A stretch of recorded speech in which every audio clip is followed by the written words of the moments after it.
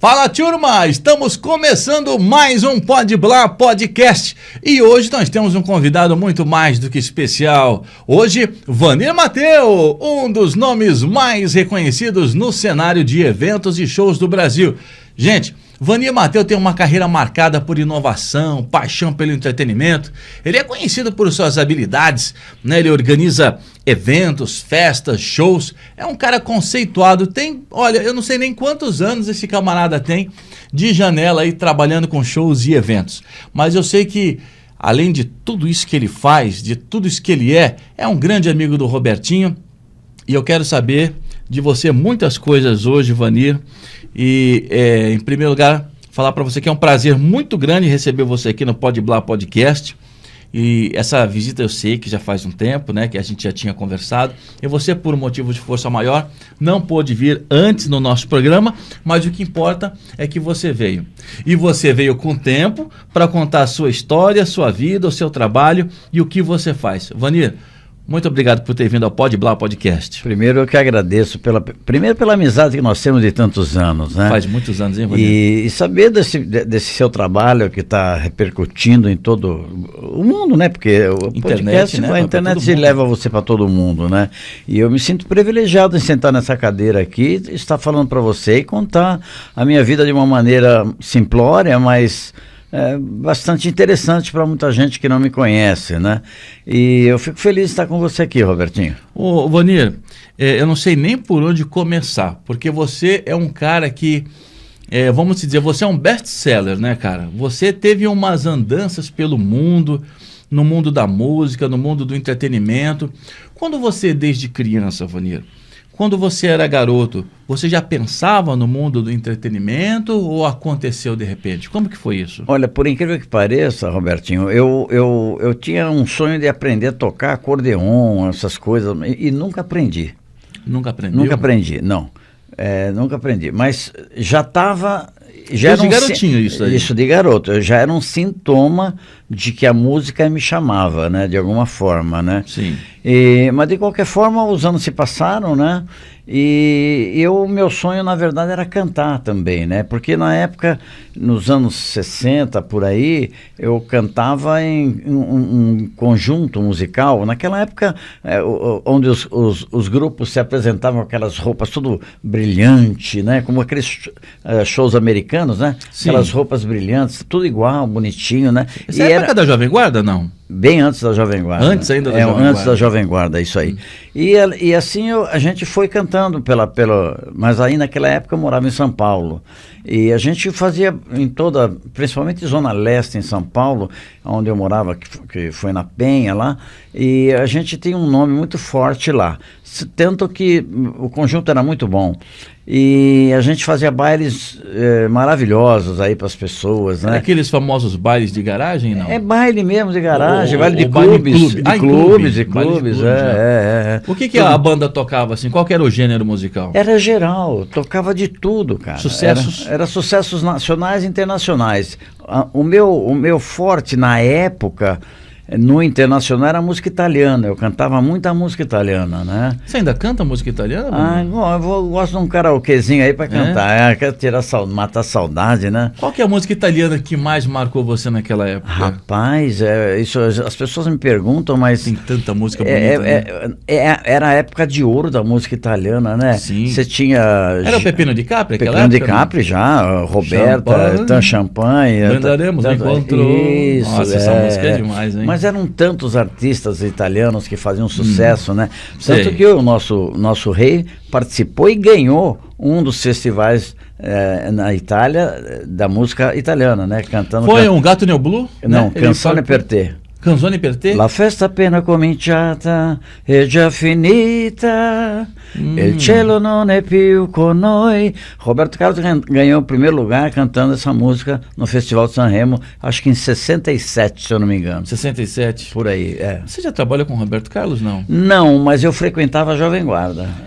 Mas você conheceu ele, né? Conheci, porque na época, eu tenho que voltar um pouquinho mais para trás, um pouco, aí que vai ser complicado hoje.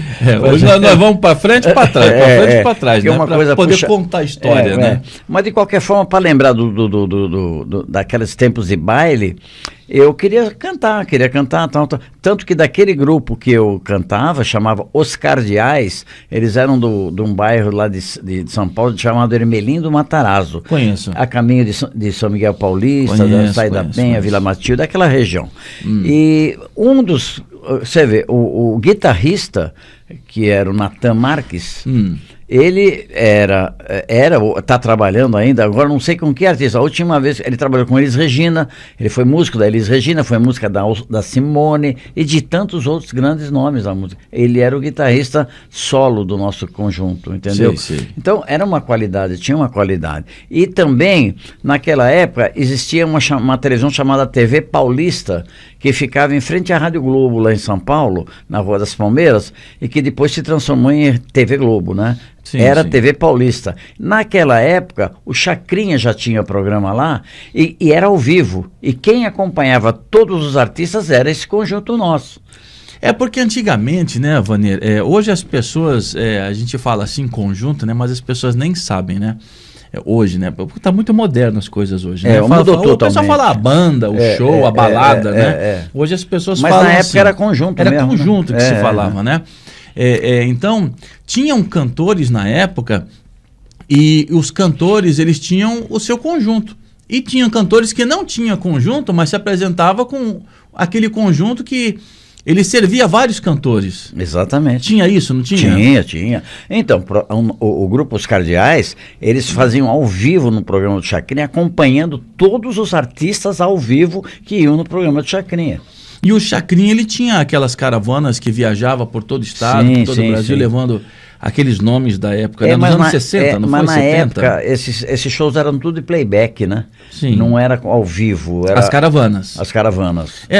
Eu digo por conta de logística, né? Porque para levar uma banda... Era muito longe os lugares. E também a banda tinha sua agenda também, né? De bailes, né? Sim. E também não poderia também estar toda hora, né? Era o ganha-pão da Tocava rapaziada. Na televisão também, ô Vanir? Não, eu não cheguei a cantar na televisão, na TV Paulista. Sim. Na TV Paulista não, porque o grupo que ia acompanhar somente os artistas já renomados, né? Sim. E eu cantei em televisão, depois o tempo passou e as coisas mudaram. E as coisas foram... E eu queria ver minha vida de cantor mais pra frente, em coisas melhores. Não é que não era bom, mas eu queria me destacar um pouco mais dentro da música, cantando. Sim. Aí eu comecei a mexer com algumas coisas, aí eu comecei a me apresentar, aí sim, numa televisão chamada TV Excelsior. Excelsior, conheço a Excelsior. Foi no ano de 1965. Lá em São Paulo, né? E tinha um programa chamado Show do Meio-Dia. Tinha a TV Excelsior, tinha a Rádio Excelsior, também, a máquina do som. A Rádio Excelsior... Ela veio antes, né? Mas a Rádio Excelsior não tinha nada a ver com a TV. A Rádio Excelsior era no mesmo lugar onde era a Rádio Globo, a AM. Sim. O Eli Corrêa de um lado e foi a primeira rádio FM em São Paulo foi a Excelsior? A Excelsior. A primeira programação, tipo de FM, programação, né? Sim. Programação musical, porque antigamente o rádio AM ele era bastante falado, né? Pouca música, mais informação. Ele modificou bem as coisas. Então, porque era a Rádio Excelsior, era a máquina do som, porque era uma rádio 100% musical, basicamente. Vanir, você trabalhou desde garoto no meio da música, mas do lado de lá da música, né? No palco, querendo cantar, querendo se apresentar. Só que hoje você está do lado de cá, no lado empresarial, no lado artístico, comandando e organizando esses eventos. Mas nós vamos chegar nessa parte ainda. Calma que ainda falta muito caminho para chegar nessa parte ainda. Por quê? De lá da Excelsior, de lá da TV Paulista, qual foi o próximo passo de Vanir Mateu na carreira, na escalada do sucesso, Vanir? Muito bem. Eu, na TV Excelsior, lógico, a gente conhecia as pessoas também que frequentavam as televisões, levando artistas, cuidando de artistas, e eu conhecia bastante gente. Um dia um amigo meu, até por incrível que pareça, acho que é Marcos o nome dele, se eu não me engano, Marco Antônio, ele era secretário de um cara que na época ele estava se transformando num fenômeno no Brasil na área musical. Ele estava lançando um monte de artistas, todos com sucesso, chamado Carlos Imperial. Carlos Imperial foi apresentador de TV, não foi também? Não, ele teve essa noite de improviso na Record, ele participava muito e tal. Mas aí, esse rapaz, o Marco Antônio, ele, na verdade, ele não queria mais continuar, que ele tinha outros projetos na vida dele e mudança de cidade. Sim, e ele falou, você não quer trabalhar? Eu sou o secretário dele aqui em São Paulo. Do Carlos Imperial? Do Carlos Imperial. Aí eu falei, bicho, eu nunca trabalhei assim dessa forma, mas... Não, mas aqui não tem segredo. Ele mora no Rio de Janeiro, ele vem fazer os programas aqui em São Paulo. Quando ele chega, você vai buscá-lo no aeroporto e aí você recebe todas as cartas que ele recebe lá na TV Record, que eram sacos enormes de cartas que ele recebia. E eu tinha que ler todas elas. Pois é, gente, as pessoas antigamente escreviam cartas. É isso mesmo. Você não errou. Vanir Mateu carregava aquele saco, sabe aquele saco de lixo preto enorme? Cheio de cartas. A gente levava pra TV, pro rádio. Você não ouviu errado. É incrível, verdade. Mas era assim mesmo. Acho que a molecada de hoje nem sabe, nem sabe o que é uma carta. E aí eu tinha que ler as cartas e saber o que eu tinha muita bobagem no meio, mas... Pô, Vanir, se a gente cortar, mas Carlos Imperial era um puta nome na época. Não, então, é o que eu digo. Ele tava... era um puta nome, né? Ele simplesmente lançou Roberto Carlos. Foi. Ele lançou Tim Maia, ele lançou Raul Seixas. Olha, teve um cara também, na época, para dizer que eu não cantava também, eu cantava na caravana da TV da Rádio Globo, do Altemarzinho. Que tinha o Altemar que fazia um programa lá, e ele fazia as caravanas. E eu fazia parte dessa caravana. Sei. Mas, assim, eu cantava música italiana, porque todos os artistas iam cantar suas próprias músicas, né? Sim, sim. E eu tinha que ir nas italianas, né? Sim. Aí, você se destacava, porque a música italiana ela era muito forte. E era forte, E lá a gente conheceu vários artistas, convivi com muitos deles, né? E teve um cara lá que eu chamava Juancito. Ele era paraguaio. E bacana, tá correndo pra cá, correndo pra lá, bacana. Aí, bom, depois eu volto nesse assunto do Juancito. Eu fui trabalhar com o Carlos Imperial. Eu pensei, caramba, eu quero ser cantor. Se o cara tá lançando esse povo todo, de repente... Tudo pode acontecer. Mas a tua função lá com o Carlos Imperial era o quê? Era dar assessoria para ele em São Paulo em tudo quando ele não estivesse aqui. Quando tivesse, eu estaria sempre com ele. Para andar com ele para lá, para cá, ou acordar ele para ir. Hoje essa profissão é produção, né? É produção, produção. Hoje é um produtor musical de qualquer né? Como se fosse. E você sabe quem era o secretário dele no Rio de Janeiro? Diga. O Wilson Simonal. Puta que pariu. Esse cara tá de brincadeira. O cara com duas paredes, o Imperial lá vindo pra cá e lá o Simonal. Então, que fez também um enorme sucesso. Mas quem lançou o Wilson Simonal? O Carlos Imperial. Porque o Simonal pediu essa ajuda pra ele ajudou. E o meu trabalho também com o Carlos Imperial, naquela época existia a parada de sucesso, a famosa, hoje é Ibope, é isso, é aquilo lá, não. Hoje era a parada do Sebastião Ferreira da Silva. Você é do tempo da revistinha? Sim. Como é que é o nome daquela revistinha que tinha antigamente? Que vinha a parada musical, vinha a foto dos artistas. Amigas. Tinha um monte, né? Tinha um monte de revista, era tudo da Editora Abril, a maioria era da Editora Abril. Eu ia lá, inclusive, levar os artistas para fazer matérias. Mas aí, o que eu fazia para o Carlos Imperial? Ele lançava algumas músicas e tinha também regravações, né? Sim. Vem quente que eu tô fervendo, vai. A praça, vai. A mesma praça, o mesmo banco. É dele. Sim. Então gravou o Ronivon, gravou não sei quem, o Zé Luiz, que era um cantor também, na época também, fazia um sucesso legalzinho. E eu ia nas lojas de disco para pedir para pôr na parada de sucesso as músicas do Carlos Imperial. Sei.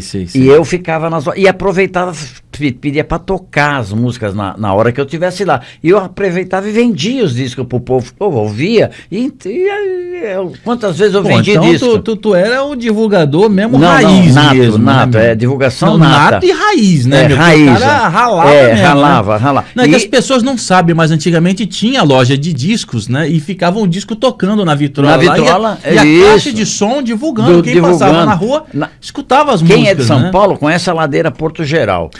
Ali era loja de disco ali, o dia inteiro. Não, você sai da Praça da Sé, desce pro Parque Dom Pedro, é um mundo descendo ali para ir embora para casa, final de tarde. Eu ia lá no final de tarde, porque ali passava o mundo. E o horário do rush, né, que o pessoal passava. Né? Os ônibus para toda a Zona Leste, tudo ali, né? Aí eu ficava tocando as minhas músicas que eram do Carlos Imperial para vender os discos dele, entendeu?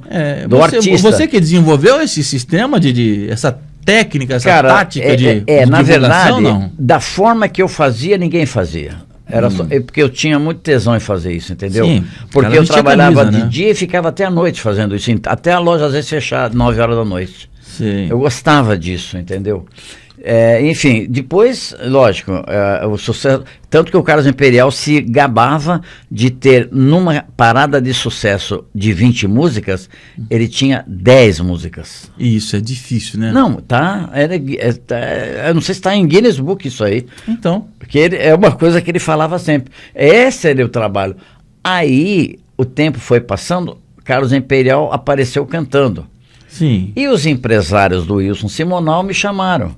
Pô, você não quer fazer esse trabalho com o Simonal, que você faz com o Carlos, tal? Falei, querido, eu trabalho para Carlos Imperial. Se ele autorizar, com prazer, sem problema nenhum. Lógico, como o Simonal já trabalhou com ele liberou e eu fui trabalhar o Wilson Simonal. Mas quem era Simonal na fila do pão nessa época aí? Rapaz... Era desconhecido total ou já estava com Não, ele já tinha na noite, ele já tinha um nome forte. Ele era um cara, no Rio de Janeiro, ele já comandava muita coisa. Mas não era nacional ainda? Não era não.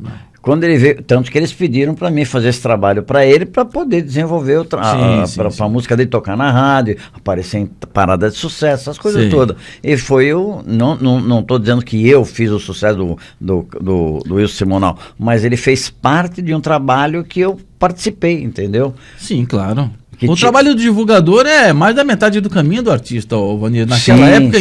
Naquela época, então, eu ouso dizer até que era até mais de 50%. Porque hoje você tem os meios digitais que te facilita muito, você trabalha de casa. Aquela época, se você não suasse a camisa e não gastasse a canela, o artista estava lascado e você desempregado. É verdade. É verdade ou não é? Verdade. É porque às vezes, Vanir, eu te conheço já há muitos anos, né? E eu não sou um cara assim de muita idade, mas eu peguei o rádio antigo, mais passado um pouquinho, né? Eu peguei a época do LP, do cassete. Peguei a época cartucho. Cartucho, peguei tudo isso daqui. Cartucho. Entendeu?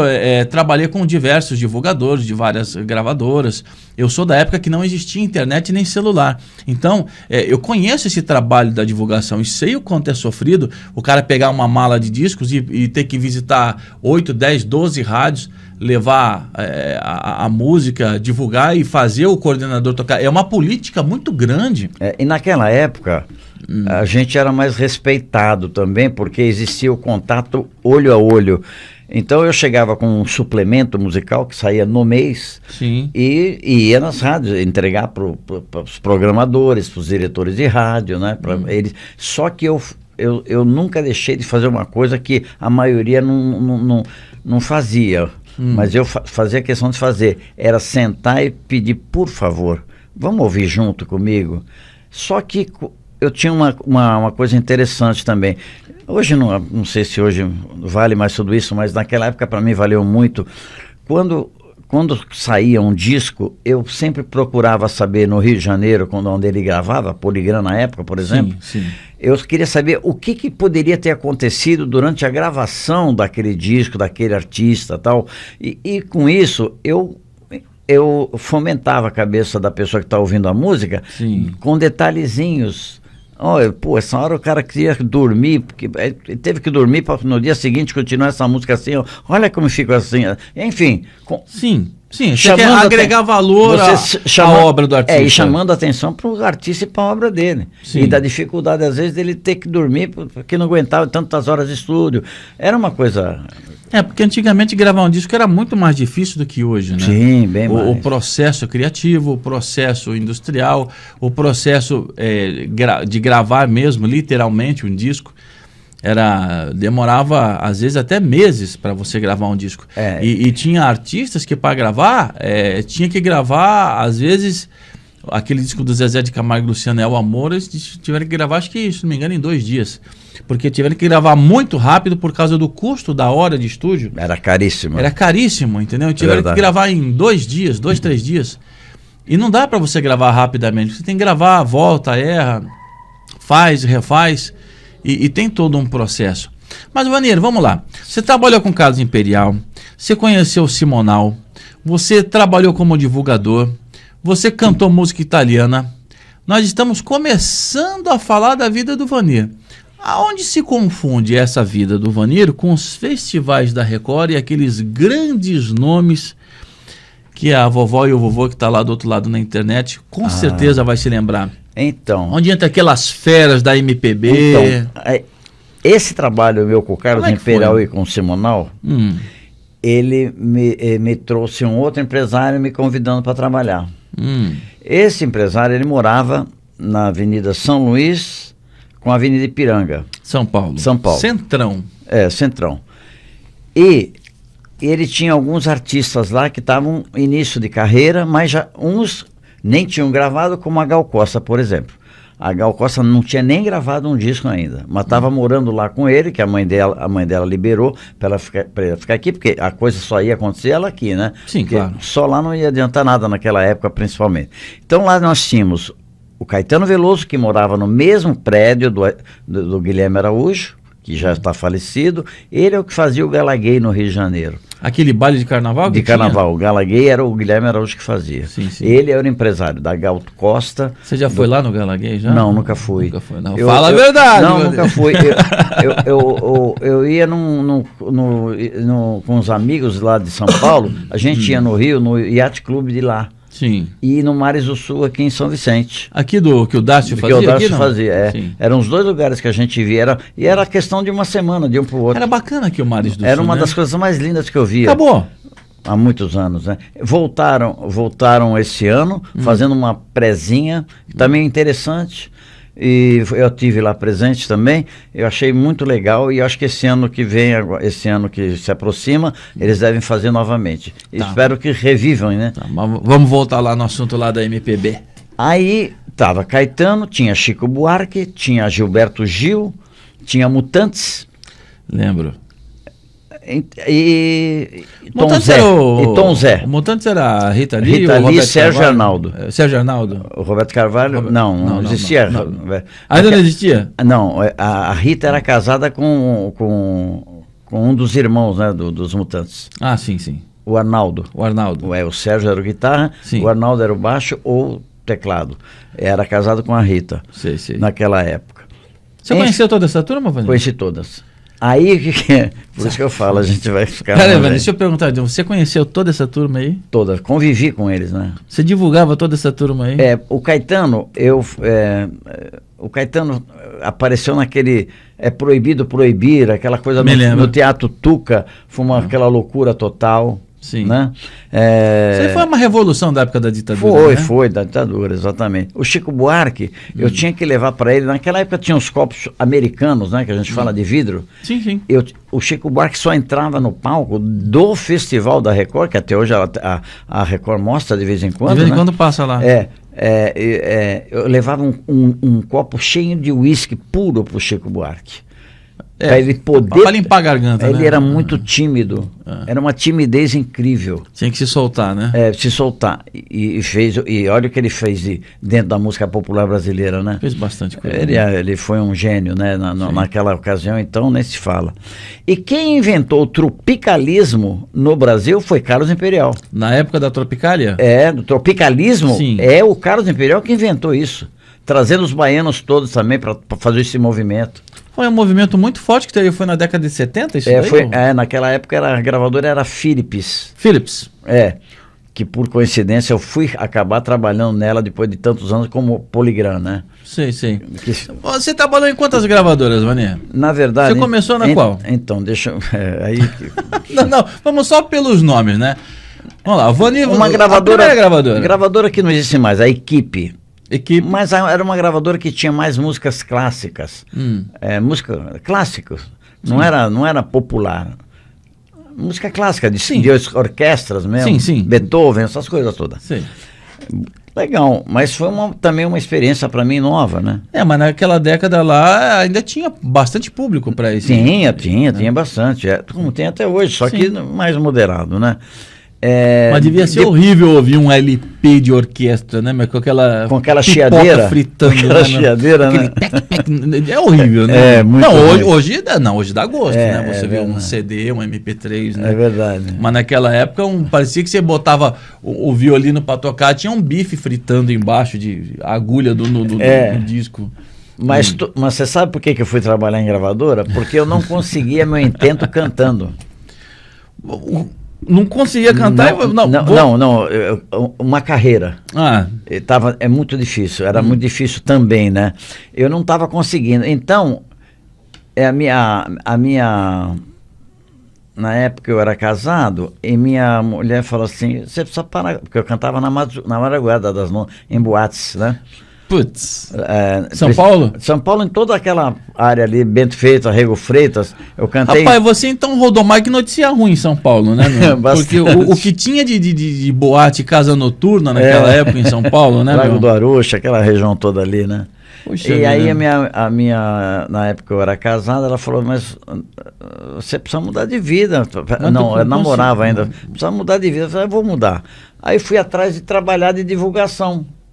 Que eu já tinha. Aí, gravadora equipe, tá bom, fui lá ver e tal, mas o tempo foi passando, era difícil vender só para aquelas lojas só em shoppings, em lojas especializadas, né? Ali é segmentada aquilo. E estava fora totalmente do que eu tinha vontade, né? Aí tua paixão era outra. Aí veio uma outra gravadora chamada CID. CID eu já conheci. Companhia Industrial de Discos. CID eu conheci. Essa era moleque, tinha muito disco da CID. Então, essa gravadora me jogou pro mercado. Eu estava na série C, eu fui pra série A. Essa gravadora. A CID. Porque eu vendia tanto disco na época, eu era vendedor. Eu era vendedor. Só que eu tinha, o Durval Ferreira era produtor lá da CID. Sim. E lá existia o quê? Um LP chamado 20 Sucessos em Órbita. O que era isso? Era algumas pessoas gravando as músicas de alguns artistas que estavam fazendo sucesso. Não era original. Sim, nenhuma música era original. Um cover, né? Alguma coisa parecida que lembrava alguém, tal. Eu cheguei a gravar 2 músicas naquela época. Mas não aparecia o nome de ninguém. Sei. Mas pelo menos... Né? Tava lá naquele lá. E a CID, eu me transformei num ótimo vendedor, né? E aí eu comecei... Por quanto tempo lá, eu fiquei, acho que uns 2 anos e pouco, 3 anos, porque aí eu tenho que falar da CID. Depois a Poligram me chamou. Mas continua aí falando da CID. A CID, ela começou já a ter coisas mais populares. Sim. E aí o que aconteceu? Tinha lá... como é que é o nome dele? Chico Anísio e o parceiro dele gravaram um disco lá. Antigamente tinha discos de piada, né? Não, eram os dois falando, vou bater pra tu bater. Eram Arnaud Rodrigues e o Chico Anísio. Sei. Lançou lá esse disco. E aí um dos momentos mais lindos da minha vida hoje, né? Que eu ainda até hoje uma pessoa... Chegou a conhecer o Chico, não? Cheguei nessa situação, né? Pô, Vânia, eu vou começar a perguntar quem você não conhece, Vânia. Porque, pô, pergunta quem tu conhece todo mundo. Aí o que aconteceu? Teve no Rio de Janeiro tinha um programa de música aquele que quebrava o disco lá. Tinha, rapaz, eu não me lembro o nome desse daí, mas tinha sim. Lembra? Lembro. E as pessoas iam lá lançar e tinha calouros também, né? Sim. E aí no programa de calouros, quem ganhasse ia ganhar uma gravação e era na CID. Ah, legal. Aí, puta esquema, hein, meu? O cara vai lá fazer calouro, canta lá, o pessoal gosta, ganha. E, porra, antigamente pro cara gravar um disco era difícil, cara, muito difícil. O cara tinha que ser muito bom mesmo pro cara da gravadora ouvir e falar, não, puta, vou gravar esse cara, porque esse cara vai me dar dinheiro. Mas aí, era muito difícil. O apresentador falar, nossos comerciais, por favor. Né? Lembra? Sim. Eu tô vendo ele e não tô lembrando o nome dele. Não tem problema. Não importa. Aí quem ganhou o primeiro lugar e gravou na CID? Quem? Um dos maiores cantores que eu conheci na minha vida. Diga lá. Infelizmente foi embora também. Emílio Santiago. Putz, meu, esse cara ele é muito bom, cara. Não, você não tem noção quanto ele é bom. Não, o Emílio Santiago, pô, ele canta, tem Saigon, Verdade Chinesa, Não, mas antes, várias músicas. Não, e lá atrás, antes, pela CID ainda. O disco que ele gravou, um LP, meu Deus, coisa Foi ele maravilhosa. que ganhou o festival? Foi ele que ganhou não calouro? é festival. Não era festival, era um concurso, né? Concurso de calor, né? Concurso, ele que ganhou. E gravou pela CID, eu conheci ele lá. As primeiras músicas dele foi pela CID? Foi pela CID, primeiro LP, Putz, meu, que bacana. Mas foi tão bom que a Polygram o contratou, né? A Polygram contratou você também? Então, não, eu já estava na Polygram depois. Tá Por isso que eu te falo. Tu tá escondendo ouro, Vanir. Não, eu saí da CID porque a Polygram me fez uma oferta irrecusável. Irrecusável, A né? Polygram é brasileira, não, né? Não, holandesa. Polygram e Polydor era a mesma? Polydor é um selo e Philips é um selo também. A Polygram é a gravadora, Polydor é a parte popular. O que nós lançamos lá? Odair José, Diana, Sidney Magal, Chico da Silva, Fafá de Belém já foi para Philips, era Jair Rodrigues, era Philips, Caetano, Betânia, Caetano. Mas Philips e Polygram tinha coisa a ver, não? Tem, mas é tudo a mesma coisa. Só que a divisão era o popular para MPB. MPB era um selo Philips e popular era Polydor. Putz, cara, eu nunca ia imaginar um negócio desse. Trabalhei tanto tempo tocando disco que eu não sabia. Peninha, Sonhos, é da Polydor. Polydor, que era um selo popular da Polygram. Da Polygram. Tá, mas a cabeça mesmo, na Alemanha é a Polygram. Gravadora Polygram. A gravadora chama Polygram. E você foi pra Polygram? Fui pra Polygram. E lá fiquei... Tu não gosta de pouco mesmo, né? Aí, meu amigo, ali eu arrebentei. Pequenininho não dá, tem que ser grande. O problema tem que ser grande, né, Vanir? Polygram, meu puta gravadora. Ali a minha vida mudou. Ela era nível nacional, nível mundial? Não, comecei como vendedor da Polygram. Para as lojas de disco? Para as lojas de disco. O que eu fazia? Também, era uma coisa que eu não via os colegas de outras gravadoras fazerem. Eu ia, por exemplo, tinha uma loja chamada Eletro Radiobras, que hoje seria o Extra, o Jumbo, que tinha naquela época, né? Sim. Jumbo Eletro, né? Jumbo Eletro, tal. Tinha Jumbo Eletro, Mapping, tinha essas coisas todas, Puta que pariu, nós estamos ficando velhos. Aí eu ia, a central da Eletro Radiobras era no Largo, na Santa Cecília, bairro de Santa Cecília, próximo da Rádio Globo, e a CID era do lado ali também. Eu já conhecia o rapaz de lá quando eu era da CID. Quando eu fui pela Polygram, a gente já tinha virado amigo fora do trabalho, viramos amigos no comprador lá. Sim. Mas eu sempre dei sorte com ele sempre deu sorte comigo, porque eu nunca... Produto bom, pô! Eu nunca fiz coisa errada, eu sempre dava... E quando tinha uma condição especial, olha, um disco custa R$1. Dando um exemplo, tá? Sim, claro. R$1 um disco. Se você comprar 1000 discos, sai 80 centavos. Se você comprar... Tudo LP, né? Sim, claro. Se você comprar... Bom, ele comprava 20 mil. Bastante. E saía, vamos dizer hoje, a 10 centavos. Muito barato. Aí ele vendia nas lojas a preço de um compacto simples. 20 sucessos em óbito. O cara tinha 20 sucessos... O preço ele tinha um 12 polegadas pelo preço de um compacto. De um compacto simples, ou duplo, né? Não importa. Sim. Então, essas coisas foram... Vamos traduzir, porque o pessoal de agora não sabe o que é isso daqui. O que é LP, Vanir? Gente, é um disco LP sem, de vinil, né? Desse tamanho, 12 polegadas. Tinha 6 músicas de cada lado. Lado A e lado B. E o compacto simples, aquele disquinho menorzinho. 2 músicas só, um do lado A e lado B. E o compacto dupla, tinha 2 músicas de cada lado. Né? Pronto, vai, tecla SAP, traduzindo para essa molecada que não sabe o que é isso daí. Agora é EP, né? EP. Não tem mais... hoje você se perde. Vanir, me fala um negócio. Você não se perde nesse mundo de agora, não, cara? Do jeito que tá. Eu me perco. Eu não tá conseguindo. Você tá conseguindo acompanhar? Não consigo acompanhar a evolução do que tá na internet. Não dá, né? Não dá. Você sabe que minha geração não... Então, Vanir, eu falo assim, essa semana um amigo meu me perguntou, já a gente volta no assunto lá da Polygram. Um amigo meu me perguntou bem assim, um rapaz bem mais jovem do que eu, ele falou bem assim, Roberto, eu tenho uma dúvida, tava tocando o Tim Maia, né, no rádio, né? A gente estava no carro, tocou o Tim Maia e ele perguntou para mim, você que viveu a época que o Tim Maia era vivo e fazia sucesso, explica para mim, como que era o Tim Maia na época? Era que nem o Calypso? Era que nem a Joelma? Porque eu não sei, eu escuto essa música hoje, né? Ele falando pra mim, né? Escuta essa música hoje do Tim Maia. Porra, eu gosto muito de ouvir o Tim Maia. Pô, esse cara é muito... Toda vez que toca, eu aumento o volume do rádio. Falei, porra, meu, muita sorte vai ter Joelma se daqui a 30 anos alguém se lembrar dela, né? Por mais sucesso que ela tenha. Não só ela, né? Tem muitos entendeu? Aí que... Eu acho muito difícil daqui 30 anos alguém lembrar da Joelma. Porque o Tim Maia tá há mais de 30 anos. Tem artistas que são imortais, ninguém vai esquecer nunca, né? Porque o trabalho desses artistas são sempre renovados. Sim. Com regravações de artistas atuais. Mas, ô Vanir, eu acho que para você ficou meio complicado. Quer dizer, ficou bom por um lado e ficou ruim pelo outro, né? Porque antigamente você pegava um disco, você trabalhava o ano inteiro, né? Um ano inteiro. Hoje você não trabalha... Tinha música que tocava no...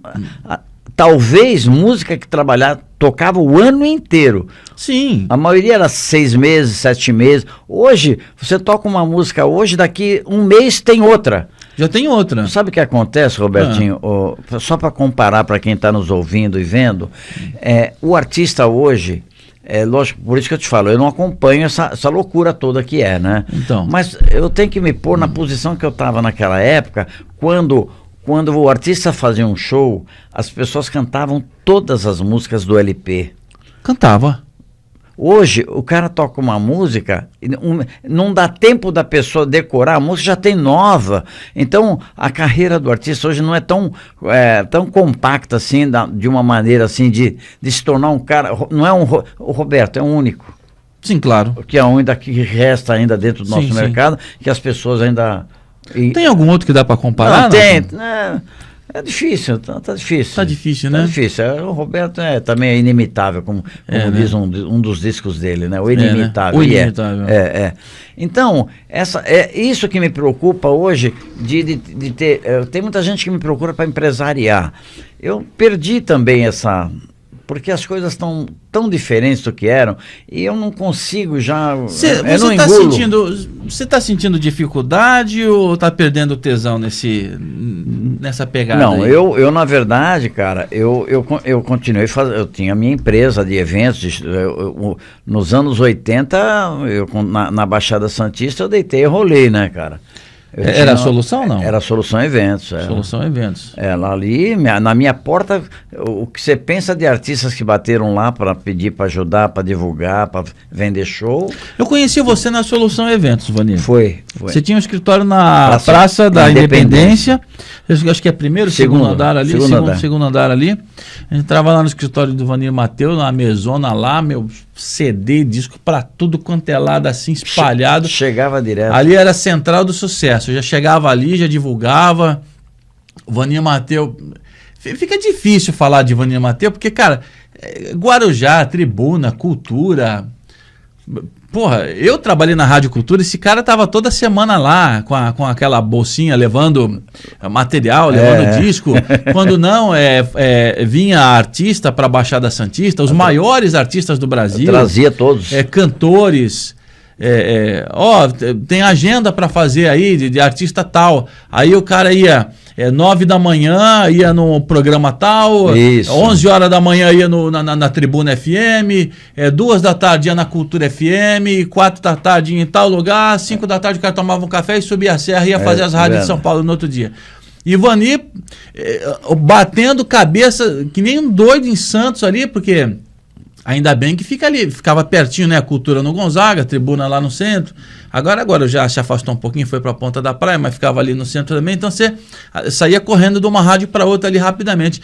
Me conta um negócio, Vanir. Já aconteceu de você estar correndo assim de uma rádio para outra assim, fãs reconhecerem o artista na rua Várias. E você ter que se atrasar para outra entrevista porque o pessoal agarrou o artista e não queria largar, alguma coisa assim, porque tem esse negócio de tiete, de fã, né? Você viveu muito isso, né? Vivi muito, mas assim, com muita responsabilidade. Eu nunca na minha vida trazei lugar nenhum de rádio. Nunca. Eu não me permitia deixar atrasar. Não. Era compromisso, né? Que sim, eu tinha assumido, o comunicador mas é difícil, anunciando, né? Que ele estaria o artista lá em tal hora. Enfim, todo mundo tinha seu esquema. A rádio tinha esquema para receber o artista, para evitar das pessoas entrarem na rádio não subir escada, não sei. Você sabe o que era, né? Que a gente, eu sei, claro, me lembro. Não funcionava, né? Sei. Então, eu nunca tinha horário de almoço, a gente, vamos almoçar hoje com o pessoal da Rádio Cultura. O pessoal que eu digo é o diretor, pessoas, não o diretor dono, mas sim, os coordenadores, o pessoal que coordenador, ou até o locutor, né? Sim. Era ou na tribuna, qualquer uma. Tinha outras rádios aqui que... Tinha muita rádio. Tinha um monte de rádio. Porque teve a rádio que era do Pelé, né? A Rádio Clube. Tinha Rádio Clube de Santos, todo tempo também, então, né? Do AM 1240. Aliás, uma das coisas mais importantes que aconteceu também, que foi uma loucura, foi quando a Elis Regina morreu. Eu estava com o Jair Rodrigues aqui em Santos. Putz, tu conhece todo mundo. E a gravadora desesperada, não existia um celular ainda. Não existia. E eles desesperados atrás de mim pro Jair subir, né? Porque toda a imprensa queria falar com o Jair. Só que o Jair Rodrigues não falava com a Elis há 2 anos. Eles tinham dado uma tréguazinha lá. Deu um gelo lá, né? Mas, sabe como é que é, né? O Jair era um cara que tudo pra ele era festa, né? Ele, fora do microfone, fora da câmera, ele era aquele tipão mesmo, né? Sempre foi brincalhão. Ele tinha um sítio ali, para quem vai para Campinas ali, ele levava a gente para lá, para comer, beber e tal. Levava algum pessoal de rádio também, de loja, de disco. Ele era brincalhão mesmo. Brincalhão, ele era sempre. Ele era o que ele é. Quem via ele na TV é o que ele era pessoalmente. Era aquilo mesmo, né? E é raro isso, hein? Não é todo artista que é assim, não. Sei, o Jair era... Nossa, maravilhoso. Carreguei o Jairzinho e a irmã dele no colo, pô. Eu me lembro daquela época. Agora... Foi bem bacana. Temos que voltar num assunto importante também. Volta aí.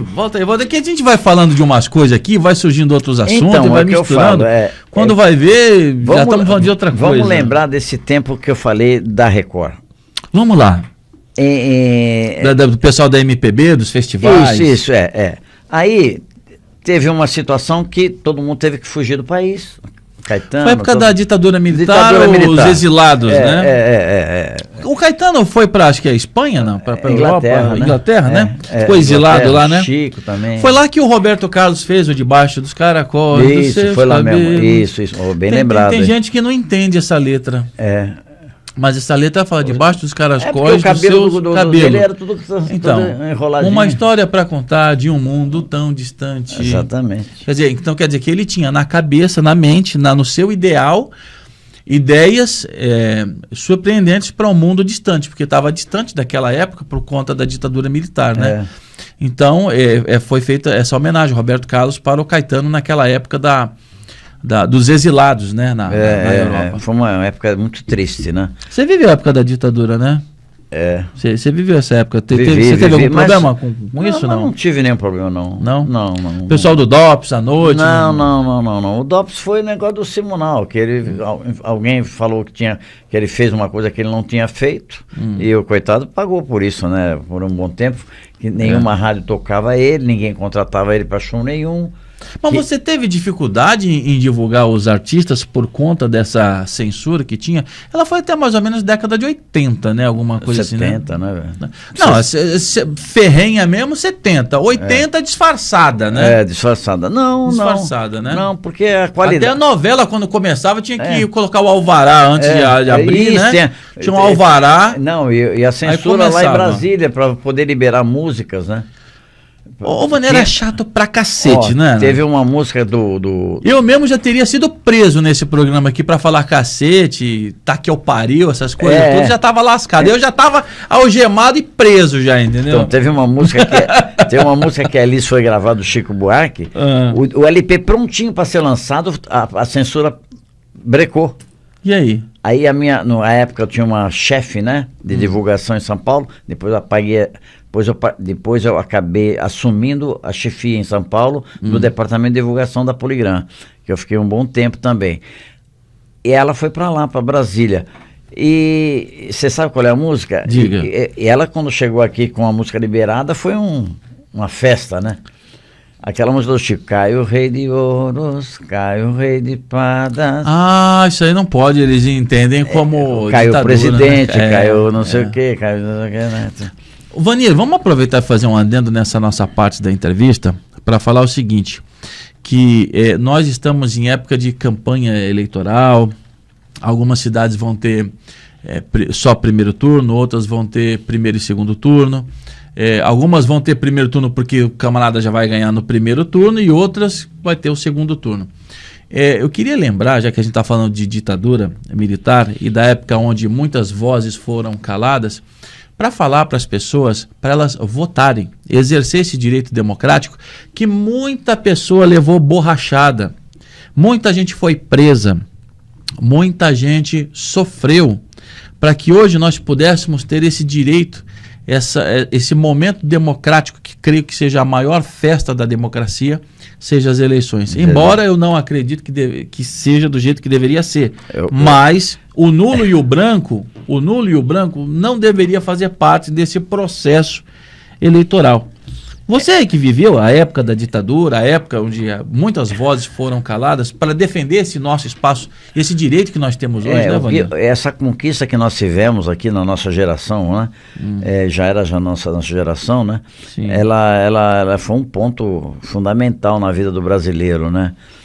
Hoje se eu falar aqui eu vou preso, então eu prefiro nem comentar muita coisa de o que é hoje a política no Brasil, entendeu? Sim. Eu prefiro ficar quieto, mas assim... Não, mas exercer o direito, né? Eu nunca deixei na minha vida de ir lá e votar. Nunca. Eu tenho tudo guardado até hoje. Toda vez que desde eu comecei a ser um eleitor, eu tenho tudo que eu até hoje...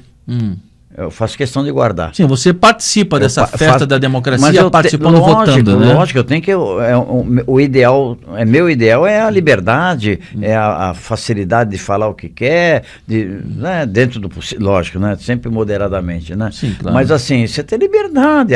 A palavra liberdade é uma palavra muito forte, que ela está totalmente destruída hoje. Então, mas eu gosto de falar essas palavras com você, Vanir, eu gosto de ter esse tipo de conversa com você, que não adianta falar com a molecada hoje isso. Tem que falar com você porque você é um cara que vem de uma experiência pessoal, você viveu aquilo, você viveu a época, você acompanhou, né? Então por isso que eu estou fazendo esse adendo na nossa entrevista. Quando eu vinha para a cidade com meu pai, eu naquela época eu via aqueles soldados ali na rua Líbero Badaró, lá em São Paulo, tudo com fuzil na mão. Era exército mesmo? Era exército. Era borrachada mesmo? Como é que era? Não, eu via todos eles lá pronto para qualquer eventualidade, entendeu? Entendeu? E a borrachada corria solto, né? Lógico, né? Então, não, mas eu nunca, só falando assim, porque para rememorar isso. Lembrar, né? Porque eu nunca tive esse problema, nunca tive problema nenhum dentro de política, porque também eu tenho meu posicionamento é meu e ninguém tira e pronto, vamos embora, né? Não, tá certo. Não é verdade? Não, só para fazer esse adendo aí, porque você é uma pessoa bastante conhecida aí. Então, todos os meios. Você vê, na época do que o pessoal que a gente estava comentando, foi em 67, né, mais ou menos, que todo mundo teve que sair fora do país, né? O Chico, Caetano, então, Gilberto Gil. Exilados. Um para um lado, outro para o outro, ou outro cai para cá, outro cai para lá, outro entra na borracha. É verdade. Outras coisas também, né?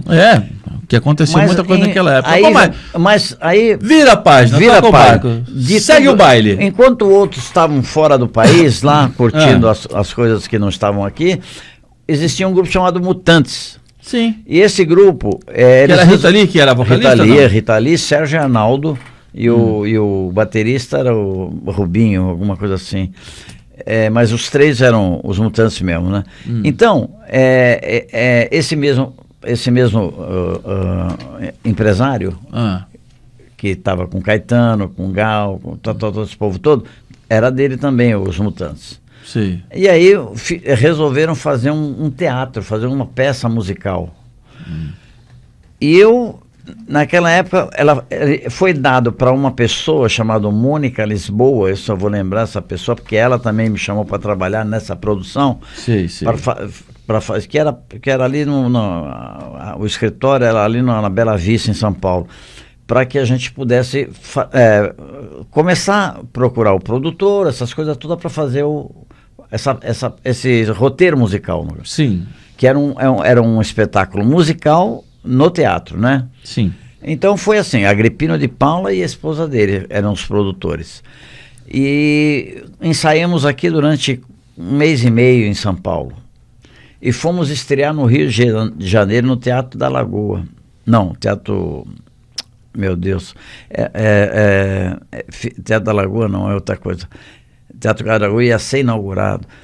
Isso em 1969. Eu nunca esqueço, porque o homem subiu à Lua pela primeira vez. Em 69 o homem foi à Lua, foi um marco histórico, né? Então não tem como esquecer esse ano. Por isso que eu não lembro esse ano, né? E nesse ano eu estava morando no Rio. Eu morei no Rio 1 ano lá com eles, né? Porque nós ficamos 1 ano em cartaz. Então você teve que ficar lá no Rio de Janeiro. Fiquei morando lá. Não dá para ficar fazendo Eu ponte, morava né? na Rua Santa...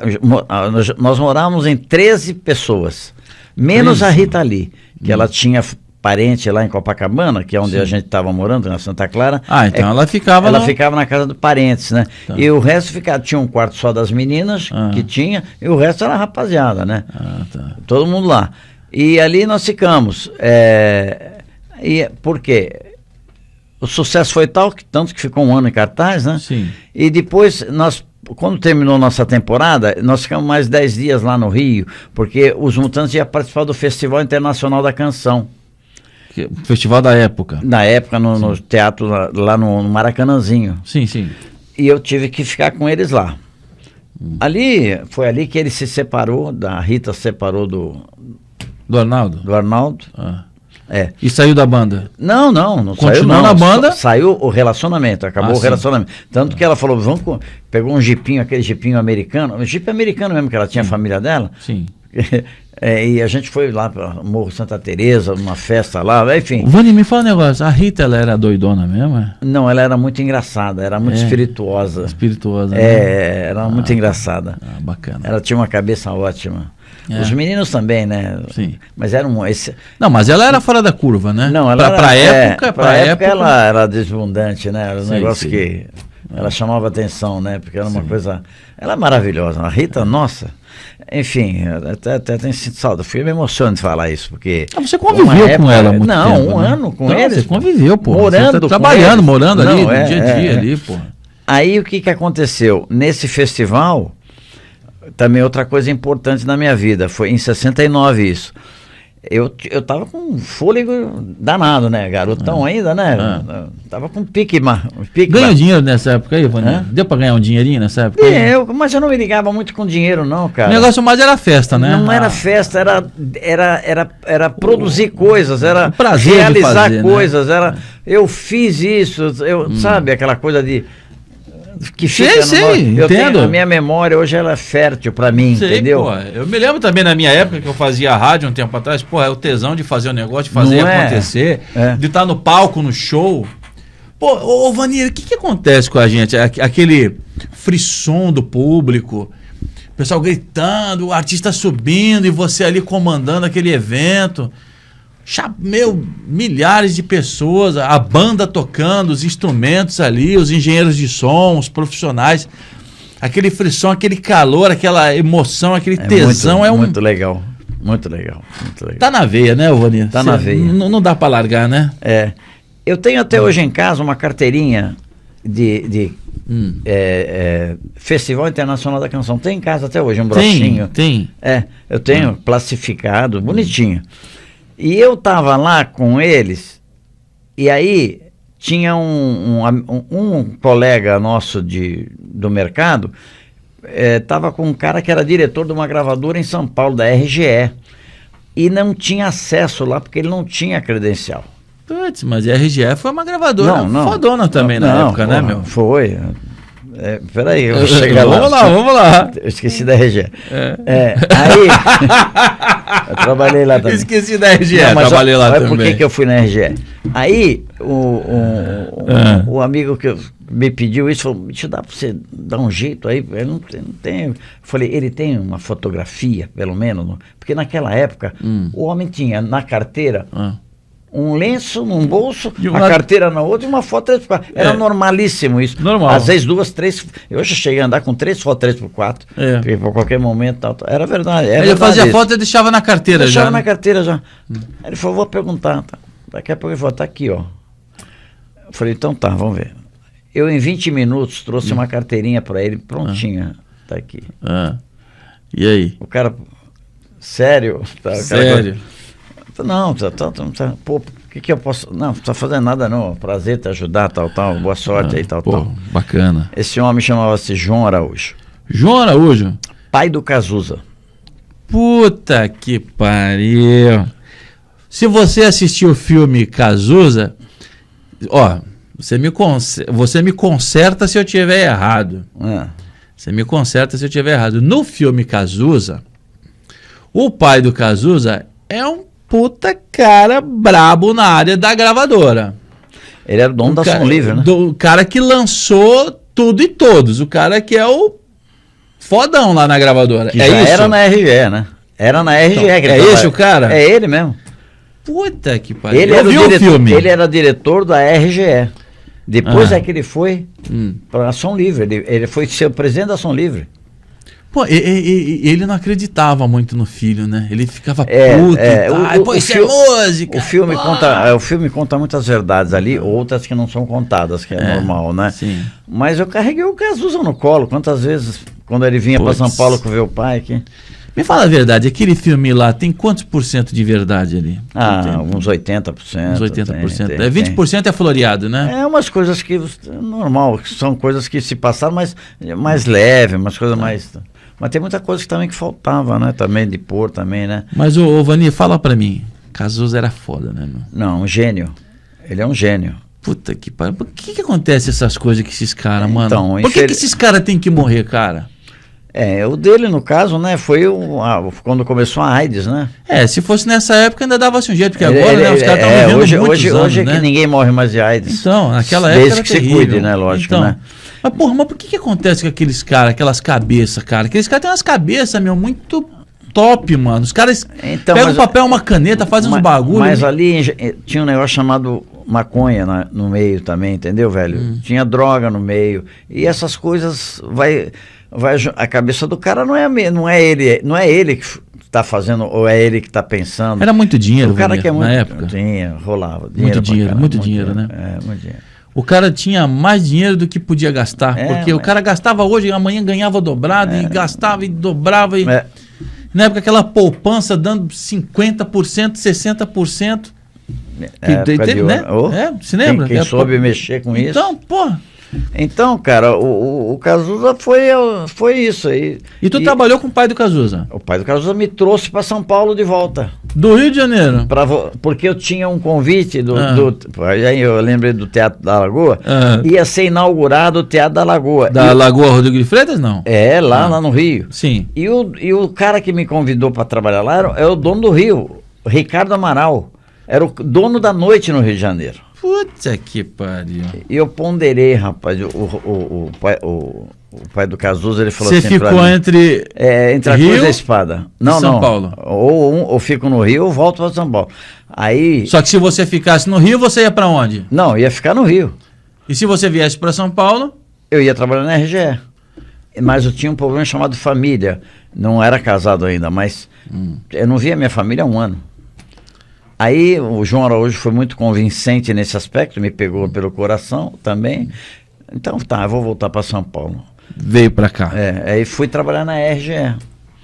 Aí eu fui trabalhar no departamento de imprensa. Aí eu pegava os artistas para levar em todas as revistas que existiam e televisão. Então você fez rádio, TV, jornal e tinha aqueles semanários, jornais. A rádio, tinha a revista Manchete, tinha como é que era? Amiga, Semanários, nome? Tinha tanta coisa na época, né, né? Agora tá tudo na internet, né? É mais fácil, né? Você senta lá no escritório, você põe tudo e vai. Mas naquela época era suado, né? Porque tinha algumas editoras que tinham vários produtos. Né? Tipo assim, a editora Bloch tinha tantas publicações, a editora Abril tinha tantas publicações. Então você ia em um lugar e já fazia tudo. Agora... Você passava o dia na editora Abril. Então, justamente. Ainda existe o prédio lá na Marginal, lá em São Paulo. Sim, mas aí você tem que fazer matéria para uma porrada de revista. Então, foto. Fotos, muita coisa. Mas você passava o dia lá mesmo, você ia de manhã para lá e passava o dia, almoçava lá pertinho mesmo. Olha, então vamos dizer que você viajou no mundo. Aliás, você morou no mundo e viajou em casa. Porque você morava no mundo, né? Porque quando você não estava na gravadora, você estava na televisão, você estava no rádio, você estava na peça teatral, no show musical, foi pro Rio, veio para São Paulo. Aí quando dava um tempinho, você via a família. Trabalhei também um pouquinho com o Juca Chaves. Trabalhou também com o Juca? Mas aí na produção do teatro dele, que ele fazia o Teatro São Pedro lá em São Paulo. Ele fazendo um show de humor, né? Sim. Mas um período, só numa temporada dele lá, eu trabalhei com ele. Caramba, você trabalhou com muita coisa. Agora me fala um negócio, você achou que o João lá da RGE, ele foi bem interpretado por Reginaldo Faria no filme do Cazuza, não? Você chegou a ver o filme, não? Vi, não deixo de ver nenhum filme desses que nem com o Erasmo Carlos também, porra, trabalhei com o Erasmo Carlos muito, e quando saiu o filme eu fui correndo ver, o Carlos Imperial fui correndo, todo artista que sai o filme, eu vou ver. Porque tudo faz... Não, você viveu essa época, você conheceu os caras. Eu convivi com eles, né? Então. O que é mais importante, né? Ô, Vani, nunca apareceu nenhum personagem num filme desse, não? Ó, isso aí é o Vani Mateu. Não. Eu cheguei a fazer... Tá vendo? Uma coisa traz outra. Porra, eu cheguei a fazer aparições, mas muito leves. Eu não era o artista, não era nada. Eu era figurante em 2 filmes do Mazzaropi. Ah, tá. Então o Puritano da Rua Augusta e... Qual é o outro, meu Deus? Eram 2 filmes. 2 filmes. Um era o Puritano da Rua Augusta. E o Corintiano, acho que... O Corintiano? O Corintiano foi conhecido esse filme. Não, o Puritano da Rua Augusta também. Né? Não, acho que o Corintiano é que as pessoas têm mais na lembrança, sim, né? Sim. Mas era figuração. Você só passava lá atrás, mas dava um tchauzinho. Mas participei, entendeu? Aquela coisa de... Eu fiz. Foi, porra. Eu tenho vontade de... Não interessa, foi lá. Não interessa, foi lá. Vani, nessas tuas... Vou falar que nem Aracide Almeida, nas suas mumunhas... Eu não sei de onde que Aracide Almeida tirava essas ideias da cabeça. Nas suas mumunhas por aí, nas suas andanças aí, Vani. Você nasceu querendo cantar e tocar e cantou música italiana e conheceu um monte de gente, fez televisão. Bom, eu tenho que fazer essa pergunta pra você, cara, porque, porra, cara, se eu não fizer essa pergunta pra você, o pessoal na casa vai me matar, velho. Silvio Santos. Porra, se você é o cara, você é o cara do rádio e da TV. Vamos lá. Você é o cara do rádio e da TV. Que bom que você lembrou isso. Porra, Silvio Santos, com certeza bateu lá no... Não, eu não bati. Eu participei do programa dele de calouro. Eram aqueles carrinhos de madeira que você sentava. Se o outro cantava melhor, você saía, o cara sentava ali. Hoje é trono, né, que eles fazem. Tal, né? Sim. Mas naquela época eram uns carrinhos de madeira. E eu cantei a música Perfídia. Nunca vou esquecer. Eu fui representando o meu colégio, inclusive. Dá um dedinho aí do refrão aí. Mujer, mujer, mujer, se puedes tú con Dios hablar, pregúntale si alguna vez te dejó de me adorar. Perfídia, uma música que todo mundo conhece. Não, é que é bom a gente rememorar um trechinho para quem tá lá em casa, né? E aí eu ganhei o primeiro lugar cantando essa música. Um show de calouros, não? De calouros. E ganhei hoje é engraçado falar isso, né? Na época era uma maravilha que tinha saído no mercado. Deixa eu tentar. Um negócio que colocava papel higiênico e tinha rádio. Não. Não, porque o Silvio lançou um bagulho, cara, muito louco, cara, uma época... Aquele negócio que você bota um papel higiênico no banheiro, esse negócio que a senhora dona de casa aí coloca o papel higiênico no banheiro, só que em cima tinha um botãozinho que você sintonizava a rádio pra escutar a rádio enquanto usava o banheiro, cara, vê se pode. É verdade, ele era fantástico. O Silvio lançava uns bagulho, cara, na época, mano, que eu não sei, por isso que ele era genial, ele tinha uma cabeça, né, cara, lançava uns negócios, mas fala aí o que você ganhou. Eu ganhei um Lustramatic Span. Pois é, naquela época era uma coisa mais moderna no mundo, era um aparelhinho que você tinha uma escovinha nele para você passar no sapato. Era elétrico.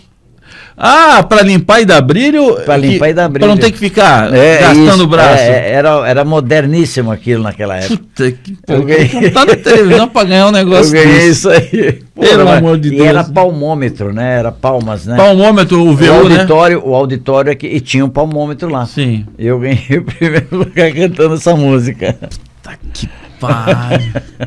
Vanir, tá dando a hora aqui do nosso programa. Vamos fazer o seguinte? Que tal semana que vem você voltar aqui e continuar contando sua história? Rapaz, o que você acha? Você pode vir semana que vem? Vamos ver nossa agenda, né? Não, eu quero que você me dê certeza. Se você me falar que vem semana que vem... Eu venho, mas eu vou ver que dia que eu posso vir da semana que vem, tá bom? Beleza. Tá prometido, eu venho sim. Você vem então? Pode continuar a conversa, porque... Então? Vai longe ainda, hein? Então tá já. Deixa eu me despedir aqui do pessoal que tá em casa. Gente, ó, este é Vanir Mateu. Cara, é um artista, né, meu? E o melhor de tudo, é meu amigo. Isso que eu posso dizer. Isso é a melhor coisa que tem. Esse cara aqui é, como dizia José Wilker, é fenomenal. Eu só queria deixar quem quiser me seguir no Instagram, tá? Por favor, Vanir Mateu. É Vanir Mateu com 2 T's. Lembrando que é Vanir com V. Vanir, Mateu 2 T's e O no final. Né? E aí você me segue no Instagram, no Facebook e tal, né? Mas você tá nesse negócio todo aí também? Não, mas isso eu tenho. Hoje eu sou obrigado a estar. É aquilo lá. O que eu posso acompanhar, eu tenho que acompanhar. Vamos só dar um destaque pro próximo programa? Vou. Vamos dar um destaque pro próximo programa? Eu vou dar eu quero que você me fale dos nomes dos artistas. Eu vi como é que é o nome daquele menino lá, o Tiaguinho, beijando a sua mão, pedindo a benção no palco. Foi. Que babado é esse, Vani? Abre o jogo, Vani. Abre o jogo, Vani. Que negócio é esse aí? O cara beijando sua mão, pedindo a benção pra Vanir Mateu. Tiaguinho, exatamente. Rapaz. Porque eu tá lá no seu Instagram essa cena? Tem no Instagram. Tá lá nas suas redes sociais. Tem sim. Porque a pessoa tem que ver, senão... Não, tá lá. A gente não tá contando história, a gente tá contando fato, né? Que aconteceu. Mas já tem histórias muito interessantes com outros artistas também e tal. Mas o Exalta Samba, eu fiquei trabalhando com eles 25 anos, né? Então, é uma vida, né, cara? Porra. Tem mais destaque? Os Travessos, mais de 10 anos. Quem mais? Não, os Travessos eu me lembro. Na época da cultura, lá você tava direto lá. O Rodriguinho, todo dia lá com os caras lá. Tem mais destaque aí pro próximo programa, não? Destaque, rapaz, eu tenho dessa época pra cá, né? A gente vai ter que ver onde eu parei para dar continuidade, né? É que os assuntos são tantos que um puxa o outro, né? Você viu aí, né? Vai puxando e vai virando, quando vai ver, já tá em outro assunto. É capaz que na semana que vem a gente vai lembrar de coisas que eu não falei aqui hoje. Beleza, então. Então vamos fazer o seguinte, ó.